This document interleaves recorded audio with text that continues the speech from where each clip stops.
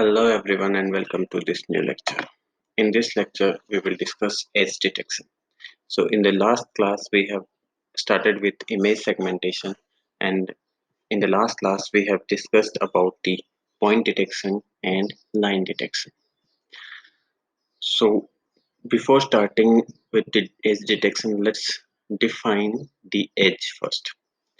So an ideal edge is a set of connected pixels, each of which is located at an orthogonal step transition in gray level, right? So there is a step transition in this gray level from this dark to white. The set of connected pixels which are at this transition, they are called the edge in the image. So ideally, this is the definition, but in practice, optics, sampling, and other image acquisition imperfections yield edges that are blurred. As a result, edges are more closely modeled as having a ramp-like profile such as the one shown in figure. So because of the optics or because of the sampling or some imperfections in the acquisition of image, what happens? These edges are blurred. Blurred means there will be a gradual transition from black to white or from white to black. So these edges are modeled as a ramp-like profile. So ideally, the profile of an edge should be a step signal, a step profile, but practically what happens, this profile will be a ramp-like profile of the edge. So the slope of the ramp is inversely proportional to the degree of blurring in the edge. If more blurring is there, then the slope will be less. If less blurring is there, if blurring is not there, then slope will be maximum. That is that this ramp becomes the step signal. And as more blurring will be there, the slope will be less of this ramp. Okay. So now let's move to the edge detection. Here we have this edge from black to white. So there is a transition, and this connected pixels at this transition will be the edge. So if we look at the profile of this edge, then it is this ramp, right? It is gradually increasing from 0 to a particular gray level.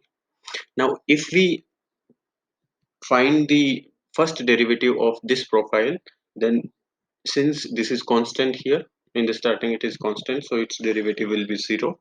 Then it is a continuously increasing ramp, so it has a uh, constant slope. So the first derivative will give us that slope, so that will be a constant value, that will be a constant value. So and after that it is again constant, the gray level is constant, so there again that if derivative will be 0. So the first derivative of this profile will be 0 for the constant gray levels, and it will be a constant for the ramp. Now if I find the second derivative of this, then second derivative will be the impulse signal, and the impulse will be at the transition of the first order derivative. So here the first order derivative transition is from low to a constant value, a 0 to a constant value. So for this we will have a positive impulse. So impulse is defined at a particular instant of the space or time, and its amplitude is quite high. Its amplitude is quite high and its width is negligible. So this is how we define the impulse. So it will be a positive impulse for this positive change in the first order derivative, and it will be a negative impulse for this negative change in the first first order derivative. So this is how we get the first order derivative and second order derivative of the edge uh, ramp profile. Now we can say that the second order derivative can be used to determine whether a pixel is falling into the dark region of the uh, the edge or the white region of the edge. So for the dark region, the second order derivative will be positive, and for white region it will be negative. And if we have an edge which has the transition from white to black, then you see this the ramp will have the negative slope, and the first order derivative will be negative, and the second order derivative we will get first negative impulse, and then we will get the positive impulse here. And if we draw an imaginary line from the two extremes, positive extreme and negative extreme of the second order derivative, then it will cross this zero line at the middle of the edge. So we can find the middle of the edge by using the second order derivative. So let's read out some of the points related to this first order and second order derivatives of the edge profile. So the first order derivative is constant for the point in the ramp and is zero in the area of constant gray levels. So this we have already discussed, that it is constant for the ramp area and it is zero for the constant gray level regions. So these are the constant gray level regions. For this it is zero and it is constant for this ramp. So this we already understood. The second derivative is positive at the transition associated with the dark side of the edge and negative at the transition associated with the light side of the edge. So second derivative, this we also have discussed, that second derivative is positive for the dark side of the edge and it is negative for the light side of the edge, and zero in the areas of the constant gray level. So when the first derivative is constant, for that reason the second derivative will be zero. Second derivative will be zero. So then the sign of the derivative would be reversed of for an edge that transitions from light to dark. So this also we have discussed that in the second order derivative, if the transition is from white to black, that means first white appears and then black appears, then first we will get the negative coefficient and then we will get the positive coefficient. So this order will change. So so now we can conclude that the first order can be used to detect the edge and the second order can be used to determine whether the edge pixel lies on the dark side or on the light side. So first order we can use, first order derivative we can use to determine whether there is an edge available in the image or not, and second order can be used to determine whether a pixel is falling on the darker side or on the lighter side of the image of the edge. We note two additional properties of second order derivative around the edge. It produces two values for every edge in all image. So this is one property of the second order derivative, that it produces two values for every edge. So this is an edge, and for this edge it is producing one positive value and one negative value.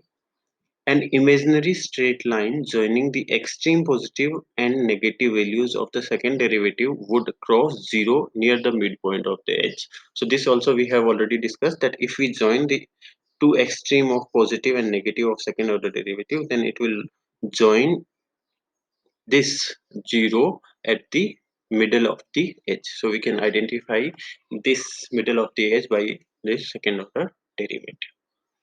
Now this is the case when there is no noise available in the image. Now let's look at the case when noise is available in the image and how that noise will affect the first order and second order derivative to detect the edge. So here this is the first case. In the first case there is no noise available in the image and this is the edge available in the image. This is the second case in which the, the noise is available and Gaussian noise is added with mean 0 and zero point 0.1 standard deviation, and this is the more noise image with more noise, and in this the standard deviation is 1, and here the standard deviation of the noise is 10. So here we have increased the noise level if we go from top to bottom. So if we look at the image which has no noise available in it, then its first order derivative will be constant, and it will be zero for the regions of the constant gray levels, and it will we will get a very sharp, very good second order derivative too. Second order derivative also we will get.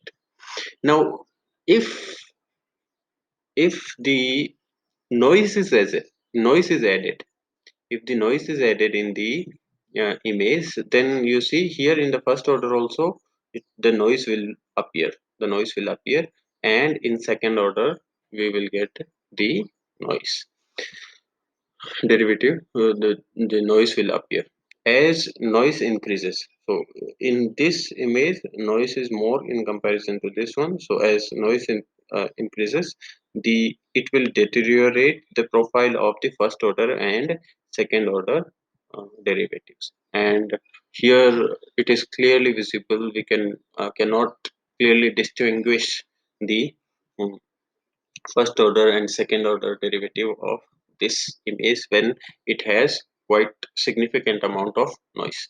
Now, if noise is already available in the image, then we need to use smoothing, image smoothing, to remove the noise first, and then we need to go for the edge detection. Why? Because the first order and second order derivatives are affected by the noise, and it is clearly visible that the second order derivative is quite more affected by the noise. So let's read out some points regarding this. So these examples are good illustration of the sensitivity of derivatives to noise. Now here we have seen that as noise is added, so these derivatives are sensitive to the noise. Sensitive to the noise, the noise will be available, and it will be significantly visible in the first order and second order derivative.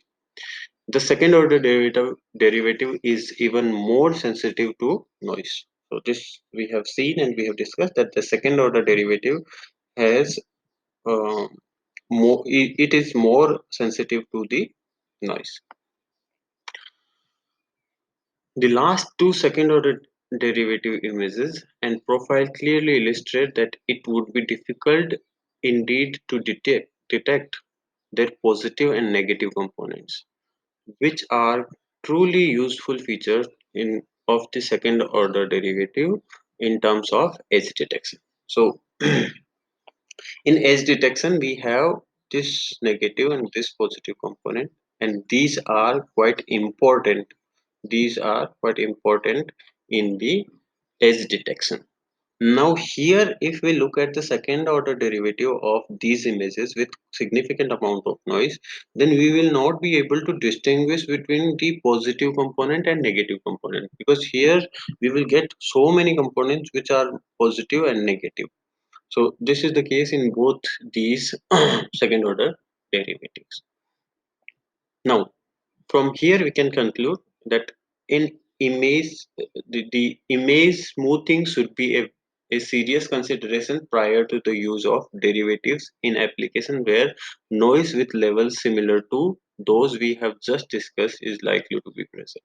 That means if this order of noise, that means with this Gaussian noise with standard deviation 1 and 10, if that much amount of noise is available, then we need to smooth the image by using the smoothing filters, and then we need to go for edge detection. Okay, so this we have discussed. Then we define a point in an image as being an edge point if its two-dimensional first order derivative is greater than a specified threshold. So this is how we can detect an edge in the image, that we define a point in an image as being an edge point if it's two dimensional first order derivative is greater than specified threshold. So this we have seen that at the edge, the first order derivative will have a constant value. So for a particular point in the image, if we find the derivative of at that particular point, and if that derivative has the value greater than a threshold defined, then we say that point is an edge point. And a set of such points that are connected according to a predefined criteria of connectedness is by definition an edge. So how do we define then the edge? So the connected points which are the edge points. The edge is the connected points which are the edge points, and they are connected as per some predefined criteria. So this is how we can define the edge in the image. An alternative definition, if we elect to use the second derivative, is simply to define the edge points in an image as the zero crossing of its second derivative. The definition of an image edge is in this case is same as above.